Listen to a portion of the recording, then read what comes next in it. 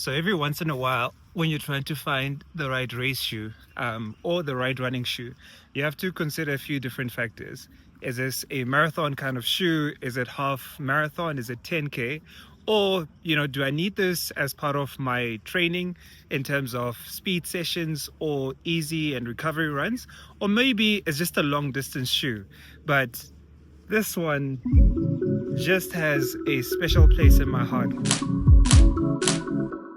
So today I just did a 10K speed, race, and all part of improving my mid to long distance race pace. I've been focusing on speed sessions over the shorter distances to ensure that, my cadence in terms of my cadence as well as stride length improve to ensure that I can cover more distances at a higher speed without getting too tired. This was really the kind of shoe that I needed.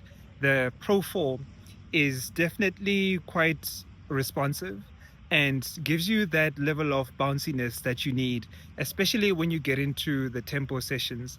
I did 2 workouts. The early part of the workout was a 10K race, and then right after that I did a 5K easy run. So today really gave me good insights into what this shoe is really strong at and maybe why you shouldn't consider it. But let's get into it. So this is Adidas's 4th generation of the Pro lineup, and this is the Pro 4.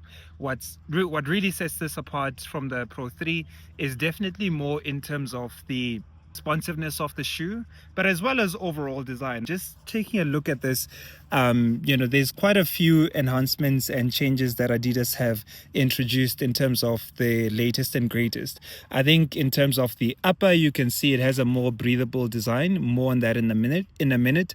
And my favorite part of this shoe is definitely more in terms of the light lock, which is Adidas's new way of ensuring that you have a nice and snugly fit.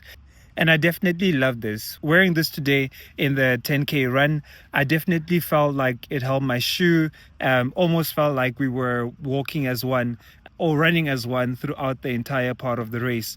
Now, in terms of what this shoe is really great at, it came alive in the 10K. I was running right just under 4:55 minutes per K, and really from start to finish, this was the kind of shoe that encourages those speedy paces and rewards you for it, because just throughout the run from start to finish, the cushiness in terms of responsiveness, but also those carbon rods that are underneath the shoe to give you that level of stability, but also that level of propulsion, was really the kind of thing you need when you're running at those paces.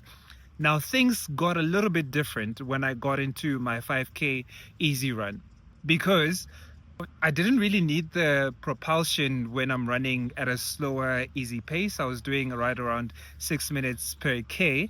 And, in the first 4 kilometers, until I got into some strides, I really felt like the bounciness was, it's almost a hindrance. Your foot gets planted more into the shoe and kind of feels like the shoe is almost holding you back, which is quite the opposite when you consider that at the up-tempo paces, that bounciness and springiness is exactly what you need to ensure that you keep form, but also that you maintain a speedy and bouncy rhythm.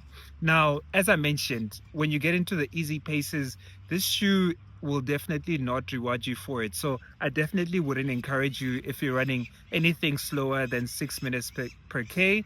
And I'll just put that translation in terms of the minute per mile pace. But overall, really love this shoe. In the very same 5K session, the last kilometer, I got into strides and I was running 4:50, 4:40 minutes per K, 400 meters, and then slowing down. And then it just came alive again because of that kind of bounciness that you have in the shoe, but also in terms of the carbon rods that give you that level of propulsion. So definitely, if you're more into the speedy parts of running and want to use this as a race day shoe to sharpen your speed, this is the one for you.